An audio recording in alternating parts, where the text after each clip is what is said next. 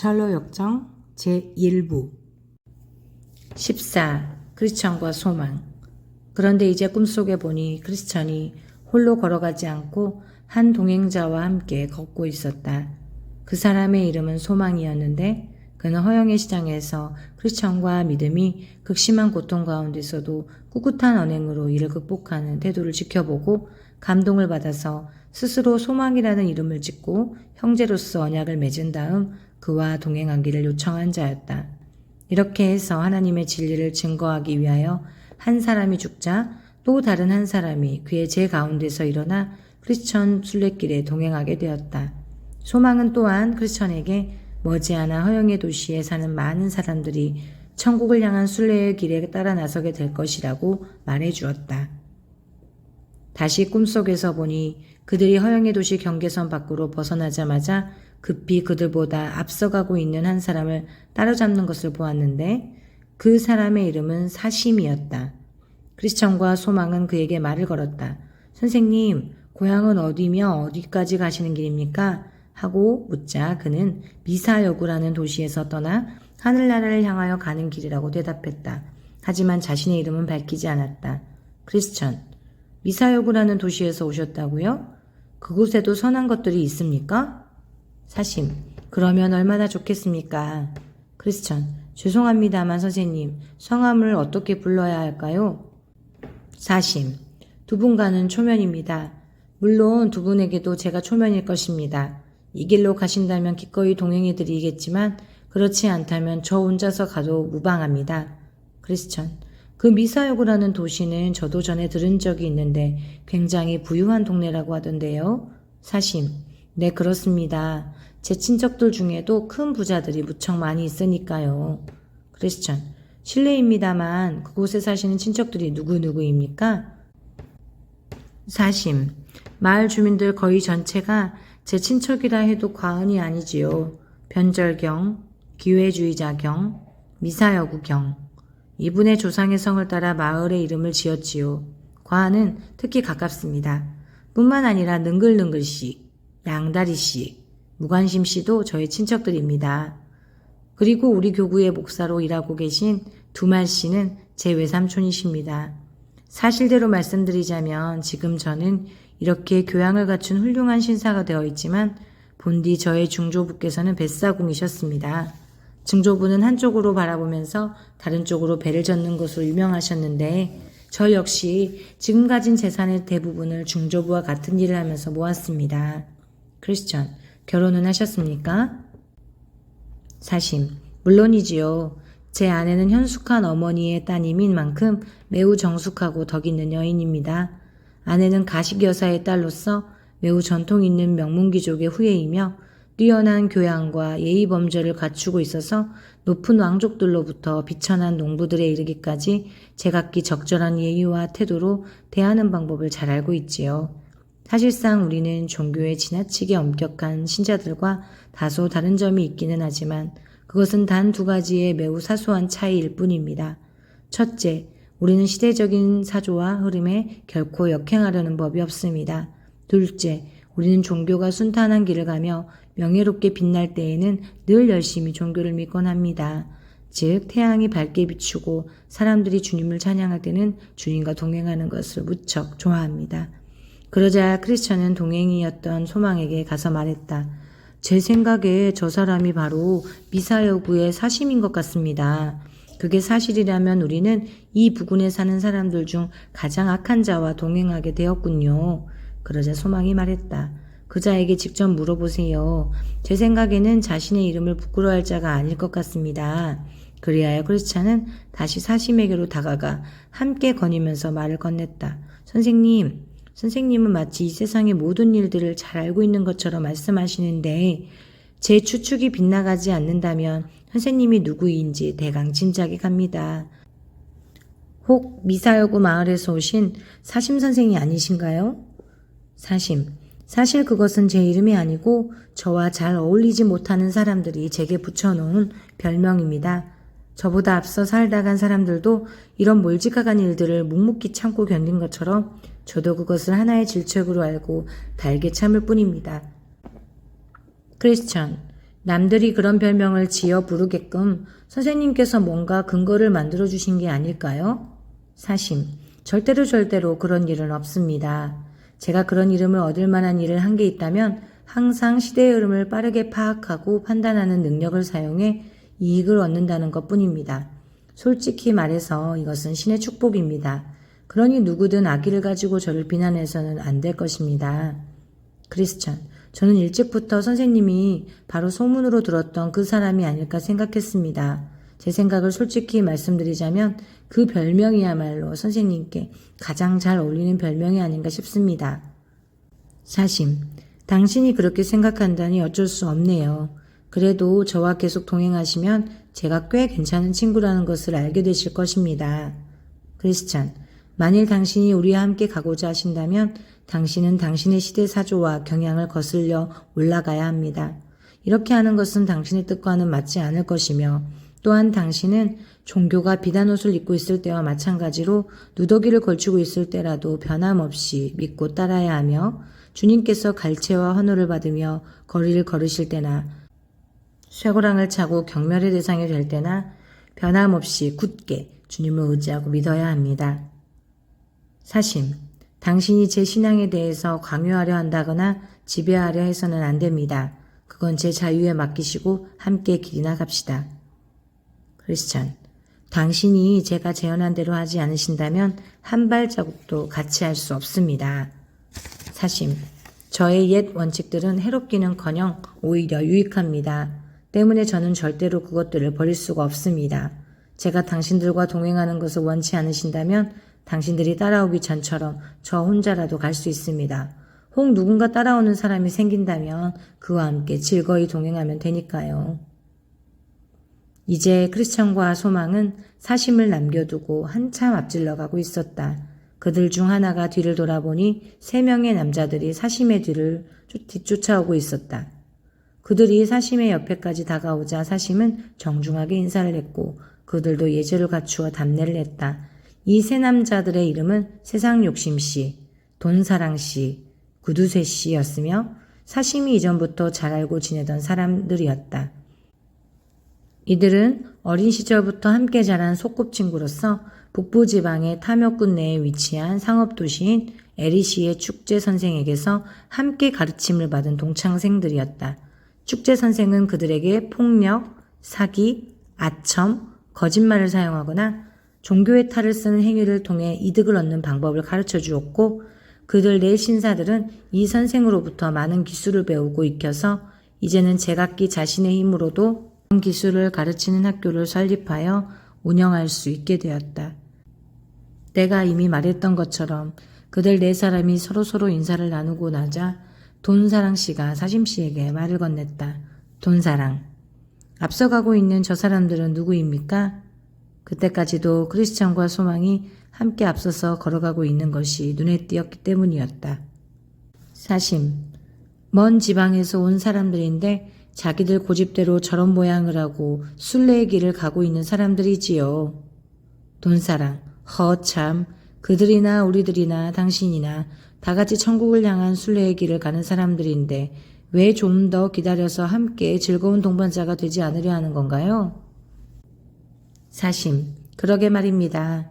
하지만 저 사람들은 대단히 강직하고 고집불통이어서 자신들의 생각만 내세우고 남의 의견은 멸시해버리기 때문에 그들이 주장하는 모든 난관들을 기꺼이 뛰어넘지 않는 한 함께 동행하기를 거부하고 있답니다. 구두쇠, 그건 좋지 못한 성격이로군요.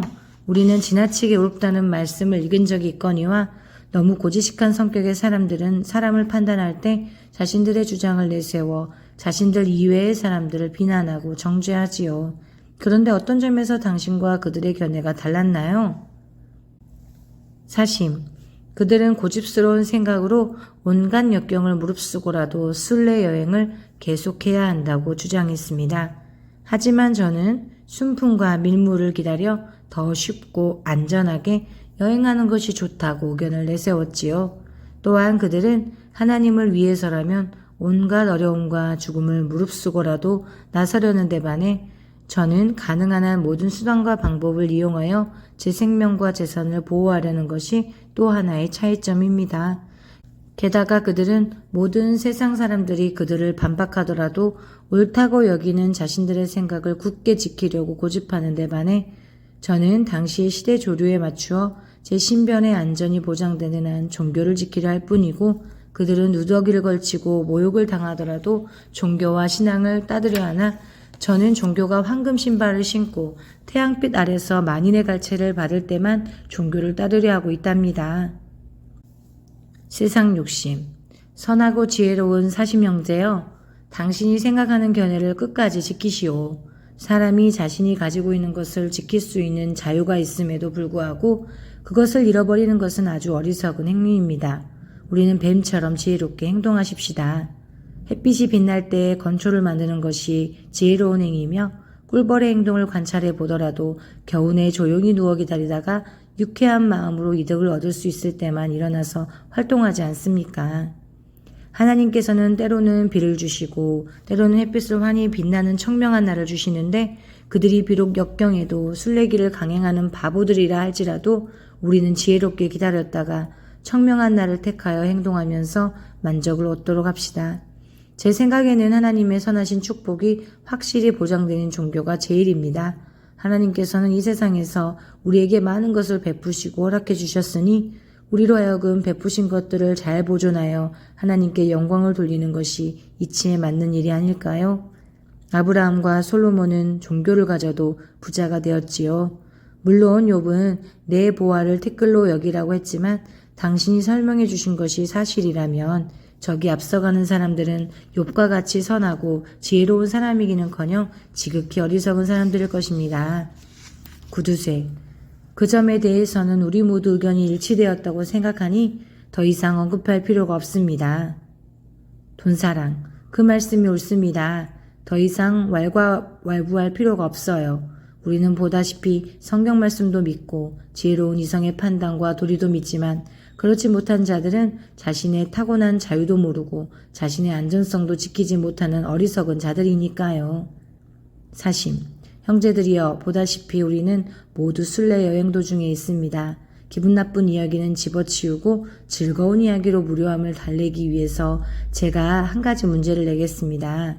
가령 어떤 사람, 곧 목사든 상인이든 관계없이 이 세상에서 행복과 부귀영화를 누릴 수 있는 좋은 기회가 눈앞에 놓여 있는데 무슨 수를 써서라도 그것을 얻기 위해서 최소한 외견상으로나마 전에는 관심을 보이지 않았던 종교의 몇 가지 요점들에 대해 비상한 열성을 보였다고 한다면 이러한 방법으로 자신의 목적을 달성하는 일이 잘못된 일입니까? 혹은 올바르고 정당한 일입니까? 돈사랑. 당신이 제시하신 문제의 의도가 무엇인지 알겠습니다. 여러분께서 허락해 주신다면 그 질문에 대한 제 답변을 드리고자 합니다. 첫째로, 목사에 대해서 말하자면 매우 훌륭한 자격을 지닌 목사이기는 하나 너무 봉급이 적으므로 더 많은 보수를 받기 위한 욕심이 나서 한층 더 열심히 공부하고 설교도 더욱 열렬하게 하면서 신자들의 취향이나 기질이 요구하는 대로 자신이 주장해오던 몇 가지 주장들을 수정한다고 할지라도 그가 목사로서 그의 사명과 직업에 충실한 이상 그는 충분히 그렇게 할 만한 타당한 이유가 있다고 생각하며 이미 말한 것보다 더한 일들을 하더라도 역시 정직한 사람이라고 할 수 있을 것입니다. 그 이유를 제시하자면 1. 그가 보수를 더 받고자 하는 마음은 결코 비합법적이라고 볼 수 없으니까 합법적인 것이며 또한 하나님의 섭리에 의해서 놓여진 기회이므로 그가 할 수 있는 한 노력하여 더 큰 소득을 올리고자 하는 것은 양심을 문제 삼을 필요가 없다고 봅니다. 2. 더구나 그가 보수를 더 받기 위해서 좀 더 열심히 공부하고 좀 더 열성 있게 설교하여 결국 그가 더 훌륭한 사람이 되고 성직자로서의 재능을 더욱 개선하게 되므로 이는 하나님의 뜻에 합당한 일입니다. 3. 다음으로 성도들의 변화하기 쉬운 기질에 적응하여 이제껏 주장해오던 그 나름의 원칙들을 수정하는 일에 대해서 말하자면 첫째, 그의 성질이 자아희생적이며 둘째, 그가 온화하고도 남의 마음을 끄는 힘을 가지고 있으며 셋째, 그렇기 때문에 더욱더 목사로서 합당한 인물이 될 것입니다. 4. 그러므로 결론적으로 말하면 적은 보수를 받는 목사가 많은 보수를 받으려고 노력한 행위 그 자체를 탐욕으로 볼 수 없으며 오히려 그로 인해 더 열심히 연구하고 더 부지런히 노력하여 목사로서의 소임을 다하고 선을 행할 기회를 잡는 일은 매우 칭찬받을 만한 일이라고 보아야겠지요. 이번에는 질문의 두 번째 부분인 상인에 대하여 말하겠습니다. 한 장사꾼이 본래 가난하여 조그마한 가게밖에 가질 수 없던 중에 종교를 갖게 됨으로써 장사가 더 잘 되고 부유한 여자와 결혼하게 된다든지 혹은 더 많은 고객을 끌 수 있게 되었다든지 하는 일은 매우 합법적이라고 말할 수밖에 없습니다. 왜냐하면 1. 신앙을 갖는다는 것은 그 동기가 어떻든 간에 덕행이 되는 것이며 2. 부유한 딸을 아내로 맞이한다든지 더 많은 고객을 자신의 상점으로 유치하는 것은 비합법적이라고 볼 수 없으며 3. 뿐만 아니라 신앙을 얻음으로 인하여 좋은 사람들로부터 좋은 것들을 얻는다든가 그 자신이 선한 사람이 되고 선한 아내와 선한 고객들을 맞이하게 되면 모두 좋은 일들입니다. 그러므로 이 모든 좋은 것들을 얻기 위해서 종교를 갖는다는 건 역시 선하고 유익한 계획입니다. 사심 씨의 질문에 대한 돈사랑 씨의 대답은 모여있는 사람들로부터 대대적인 박수갈채를 받았다. 그러므로 목적 달성을 위하여 종교를 갖는 것은 건전하고도 유익한 일이라는 데에 만장일치로 결론을 맺었다. 이러한 주장을 반박할 수 있는 사람은 아무도 없을 것이라고 생각한 그들은 크리스천과 소망 씨가 아직도 부르면 들릴 만한 거리에서 앞서가고 있었으므로 이 문제를 가지고 그들을 공박하기로 작정했다. 그들이 전에 사심 씨의 말을 공박하고 반대했으므로 네 사람들은 이들을 따라가 따져봐야겠다고 의견을 모았다. 그들이 함께 소리를 지르자 두 사람은 걸음을 멈추고 그들이 따라오기를 기다렸다. 그들은 두 사람을 따라잡기 위해 급히 가면서 이번에는 사심 씨가 문제를 제기할 게 아니라 세상 욕심 씨가 나서서 문제를 제시하여 공박하기로 결정을 보았다. 그 까닭은 조금 전에 사심 씨와 두 사람은 말다툼을 하여 헤어졌기 때문에 사심 씨가 또다시 문제를 끄집어내면 적개심의 남은 불꽃을 부채질할 우려가 있었기 때문이었다. 마침내 그들은 두 사람을 따라잡았다. 간단히 인사를 나누고 난 후 세상 욕심 씨는 크리스천과 그의 동료인 소망 씨에게 예의 그 문제를 제시하면서 답을 해보라고 했다. 크리스천, 믿음이 있는 자라면 어린아이라도 그런 문제수만께쯤은 대답하고도 남을 겁니다. 사람이 단지 빵을 얻기 위하여 예수님을 따르는 것조차 불법이라 하였거늘 예수님과 종교를 이용하여 현세의 쾌락과 유익을 얻는다는 것이 얼마나 혐오할 만한 일인가요? 이교도들이나 위선자들, 악마나 마녀들이 아니라면 그 같은 행위는 찾아볼 수 없을 것입니다. 그런 생각이나 행위가 이교도에 그것에 속하는 이유를 설명하자면 옛날에 하몰과 세겜의 야곱의 딸과 가축의 탐을 내었으나 오직 유대인들처럼 할례를 받아야만 그들에게 접근할 수 있음을 알게 되었을 때 그들이 모두 할례한 것처럼 우리도 모든 남자들이 할례를 받는다면 그들의 가축과 짐승과 재산 및 그 밖의 모든 것이 다 우리의 것이 되지 않겠느냐고 말했습니다. 결국 그들은 야곱의 딸과 가축을 얻고자 하는 그들의 목적 달성을 위해서 종교를 하나의 방편으로 이용하고자 했지요. 그 다음에 어떻게 되었는지 더 알고 싶다면 성경을 펴들고 그 대목 전체를 읽어보십시오. 위선자들인 바리새인들도 역시 이런 류의 무리들이었지요. 그들이 드리는 장황하고 기나긴 기도는 짐짓 신앙을 가장하고 거칠에 불과했고 그들의 본래 목적은 과부의 집을 노리고 차지하는 데 있었습니다. 결국 하나님께서는 그들의 거짓되고 사악한 행위에 대한 심판으로서 다른 사람들보다 더 무거운 정죄 판결을 내리셨습니다. 마귀인 유다 역시 이런 식의 종교를 갖고 있던 사람이었습니다. 돈주머니를 얻으려고 예수님을 배반한 후 그 돈을 소유하려 했으나 결국 버림받고 내던져져서 영원한 지옥의 자식이 되고 말았지요. 마술사였던 시몬도 역시 이런 식의 종교를 얻고자 했으나 돈을 벌기 위한 수단으로서 했기 때문에 베드로의 입으로부터 정죄 선고를 받은 것입니다. 이 세상의 부영화를 얻기 위해 종교를 믿는 자는 결국 이 세상의 부귀를 위하여 종교를 버리게 될 것입니다. 분명히 말하지만 유다는 이 생의 재물에 탐나서 종교를 믿었다가 결국 이생의 재물을 위하여 그의 스승인 예수를 팔아넘겼습니다. 그러므로 질문에 대한 대답을 당신들이 하던 것처럼 긍정적으로 받아들인다거나 옳다고 시인하는 것은 모두가 이교적이요, 위선적이고 마귀적인 망상일 뿐만 아니라 그런 생각을 품고 행하는 자는 제각기 그 행한 바에 따라 정죄받게 될 것입니다. 이 말을 듣고 그들은 서로 얼굴만 쳐다볼 뿐 크리스천의 말에 어떻게 반박할지를 몰라 한동안 침묵이 흘렀다. 더구나 소망씨도 역시 크리스천의 대답을 묵인하니 더욱더 무거운 침묵이 흘렀다. 사심씨를 비롯한 그의 동료들은 머뭇머뭇거리면서 뒤에 남고 크리스천과 소망이 앞서 걸었다. 그러자 크리스천은 동료인 소망에게 이렇게 말했다. 저들이 사람의 선고에도 대꾸하지 못할진데 어찌 하나님의 선고에 맞설 수 있겠습니까? 한낱 질글에 불과한 저 같은 사람의 말에도 힘없이 입을 다무는 저들이 무시무시한 심판의 불길로 질책을 당할 때는 어찌 견딜 수 있겠습니까? 사심씨, 일행보다 다시 앞서 걷게 된 크리스천과 소망은 안락이라고 불리는 멋진 평원에 이르렀다. 편안하고 기쁜 마음으로 평원을 걸었지만 초원이 너무 작은 탓에 그들은 그곳을 금세 지나버리고 말았다. 그 평원의 저편 끝에는 돈이라고 불리는 조그만 언덕이 있었는데 그곳에는 은광이 있었다.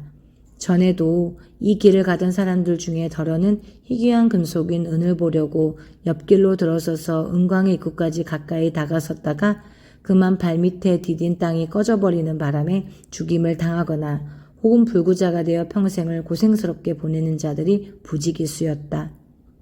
다시 꿈에 보니 은광으로 올라가는 행길에서 약간 떨어진 곳에 대마라는 사람이 서서 지나가는 사람들을 유혹하고 있었다. 대마는 크리스천과 소망을 보더니 말을 걸었다. 대마, 이쪽으로 와보세요. 당신들께 보여드릴 게 있습니다. 크리스천, 도대체 무엇이길래 가던 길을 바꾸어서까지 보고 가라고 권하고 있습니까? 대마, 여기에 한 은광이 있는데 몇몇 사람들이 귀한 보물을 얻기 위해서 땅을 파고 있답니다. 당신들도 오시기만 하면 별로 힘들이지 않고도 많은 재물을 얻을 수가 있지요. 소망, 우리도 한번 가봅시다. 크리스찬, 난 가지 않겠소. 전부터 이 은광에 대한 이야기를 들어왔는데 앞서가던 많은 사람들이 은광의 갱 속으로 굴러떨어져서 죽임을 당했을 뿐만 아니라 재물이라는 것은 본디 그것을 탐하는 자들을 패망시키기 위한 함정이지요. 말을 마치고 나서 크리스천은 큰 소리로 대마에게 물었다. 그곳은 위험하지 않습니까? 수많은 순례자들의 여행을 방해해 오지 않았습니까? 대마, 조심성 있는 사람이라면 별로 위험하지 않습니다. 그러나 이 말을 하면서 그는 얼굴을 붉혔다. 크리스천, 소망씨, 우리는 한 발자국도 이 길에서 벗어나지 말고 가던 길을 계속 가기로 합시다. 소망, 사심이 우리처럼 초청을 받게 되면 그는 영락없이 은광을 보려고 발길을 돌릴 것입니다. 크리스천, 그자의 사고방식이 원래 그러하니까 의심할 여지도 없이 그쪽으로 갈 것이며 100이면 100 죽임을 당하고 말 것입니다. 이때 대마가 다시 그들에게 말을 걸었다. 왜 이곳으로 와서 구경하지 않으십니까? 그러자 크리스천이 담대하고 솔직하게 말을 했다. 크리스천, 여보시오 대마씨, 당신은 이미 스스로 올바른 길에서 벗어나 다른 길로 들어섰기 때문에 하나님으로부터 정죄하심을 받아 바른 길로 인도하시는 이 길의 주인인 원수가 되었는데 어찌하여 우리들마저 당신과 같은 정죄를 받도록 유혹하려는 것입니까? 뿐만 아니라 만일 우리가 조금이라도 하나님의 뜻을 어기고 옆길로 들어선다면 우리의 주인이신 그분께서는 이 일을 감찰하시어 장차 우리가 떳떳하게 서야 할 심판대 위에서 우리로 하여금 커다란 부끄러움을 당하게 하실 것입니다. 그러자 대마는 다시 소리질러 이르기를 자기도 같은 순례자들 중에 하나인 만큼 잠시만 기다려준다면 함께 가겠노라고 말했다. 그러자 크리스천이 이렇게 물었다. 크리스천, 당신의 이름은 도대체 무엇입니까? 제가 아까 불렀던 것처럼 대마가 당신 이름이 아닌가요? 대마, 그렇습니다. 제 이름은 대마이며 아브라함의 자손입니다. 크리스천, 저는 당신을 잘 알고 있지요. 게하시가 당신의 증조부이고 유다가 당신의 아버지이며 당신도 또한 선조들의 발자취를 따라왔습니다. 당신이 하는 일은 마귀의 장난과도 같으며 당신의 아버지는 반역자로서 스스로 목매어 죽고 말았지만 당신도 그보다 나은 보상을 받을 가치가 없는 사람입니다. 우리가 하나님 앞에 서게 될 때에는 당신의 이러한 행동을 있는 그대로 고해드릴 테니 그리하십시오. 이렇게 말하고 나서 크리스천과 소망은 다시 갈 길을 재촉했다. 이 무렵 사신과 그의 일행이 이곳으로 나타났는데 대마의 유혹을 받고 단번에 넘어간 그들은 주저하지 않고 은강 쪽으로 달려갔다. 그런데 그들이 갱의 언저리에 내려다보다가 그만 구덩이 속으로 빠지고 말았는지 혹은 은을 캐려고 갱 속으로 내려갔는지 구덩이 밑에서 쉴 새 없이 뿜어나오는 습한 독가스에 숨이 막혀 죽었는지 어쨌는지 확실히 알 수는 없지만 다시 행길 위에 나타나지 않은 것은 확실한 일이었다. 그러자 크리스천은 노래를 불렀다. 사신과 대마는 서로 뜻이 맞아서 한쪽이 부르면 다른 한쪽이 달려간다네. 그들은 온갖 탐욕스러운 마음을 함께 나누다가 온갖 세상 영화에 빠져버린 탓으로 천국 향해 가는 길을 영영 떠나버렸다네. 꿈에 보니 평원의 바로 맞은편에 두 순례자가 이르게 되었는데 행길의 바로 옆에 꽤 오래된 비석이 하나 서 있었다. 두 순례자는 비석의 모양이 이상스럽게 생겨서 마음이 끌리게 되었다. 그 비석은 마치 한 여인이 돌 기둥으로 변한 것 같은 모습을 하고 있었다. 그들은 한참 동안 비석 앞에 서서 유심히 들여다보았으나 그게 무엇인지 확실하게 알 수 없었다. 마침내 소망이 그 비석의 머리에 이상한 문체로 쓰여진 글귀를 발견했는데 언어학자가 아닌 이상 그 뜻을 헤아릴 수가 없었으므로 학문이 있는 크리스천을 불러 그 글귀의 의미가 무엇인지 풀어달라고 부탁했다. 글자들을 맞추어 보며 한동안 조심스럽게 살펴보던 크리스천은 그 글귀가 로세처를 기억하라는 말임을 깨닫고는 그것을 동료인 소망에게 읽어주었다. 그들은 이 소금 기둥이야말로 롯의 아내가 멸망이 임박한 소돔으로부터 화를 피하려고 성을 빠져나올 때 두고 온 재물에 대한 탐욕스러운 마음을 버리지 못하고 뒤를 돌아보다가 그만 소금 기둥이 된 유적임에 틀림없다고 결론을 내렸다. 뜻밖에도 놀라운 광경을 보게 된 그들은 다음과 같은 이야기를 주고받았다. 크리스천, 형제여, 참 적절한 시기에 이것을 보게 되었군요. 대마가 은광을 보러 오라고 우리를 유혹한 후에 때맞춰 이것을 발견했으니 말입니다. 만일 대마의 유혹에 당신이 끌렸던 것처럼 우리가 그곳으로 갔더라면 우리도 정녕 이 여인처럼 기둥으로 남아서 뒤에 오는 사람들의 구경거리가 되었을 것입니다. 소망, 제가 그토록 어리석었던 것이 참으로 유감스럽군요. 하마터면 저도 롯의 아내처럼 될 뻔했는데 이렇게 벗어나게 되었으니 무척 다행스러운 일입니다. 솔직히 말해서 그녀의 죄와 제가 저지른 죄는 별 차이가 없지 않습니까? 그녀는 뒤를 돌아보았을 따름이고 전 가서 보고 싶어 했으니까요. 무한하신 하나님의 은혜를 찬양할 일이 오나 일찍이 그런 생각이 제 마음속에 들어있었음은 참으로 부끄러운 일입니다. 크리스천, 우리가 여기에서 본 것을 마음속에 잘 명심하여 장차 다가올 앞날에 도움이 되도록 하십시다. 이 여인은 소돔의 멸망이라는 심판은 벗어날 수 있었으나 마음속의 탐욕으로 인한 또 다른 심판에 의해 벌을 받게 된 것이지요. 소망, 과연 옳은 말씀이십니다. 이 여인은 우리 두 사람에게 경고와 본보기가 될 것입니다. 경고라 함은 이 여인이 저지른 죄와 같은 죄를 범하지 않도록 경계하라는 것이요. 본보기라 함은 이러한 범죄를 예방하지 못한 경우에는 형벌이 내려진다는 것을 보여주는 심판의 표시라는 점이지요. 이와 마찬가지로 고라와 다단과 아비람과 그들이 따르던 250여 명의 그들의 죄로 말미암아 멸망을 당했는데 이것도 역시 후세 사람들에게 경고를 줄 수 있는 표적과 본보기가 될 것입니다. 그런데 무엇보다도 한 가지 생각에 잠기게 하는 의문이 있군요. 재물을 탐내던 한 여인이 단지 뒤를 돌아본 것만으로도 성경을 읽어보면 그녀는 가던 길에서 단 한 발자국도 옆길로 벗어나지 않았습니다. 소금기둥으로 변하는 심판을 받았고 조금만 눈을 들어 바라보면 어쩔 수 없이 그 여인에 대한 심판의 본보기가 보일 정도로 가까운 거리에 있는데 대마와 그 일당들은 어떻게 하여 당당하고 태어난 모습으로 재물을 탐하면서 행인들을 유혹하고 있는지 이해가 안 되는군요. 크리스천, 그것은 참 이상한 일입니다. 그러나 그것은 그들이 이미 자포자기했다는 뜻이 아닐까요? 그들을 무엇에 비유하면 적합할까요?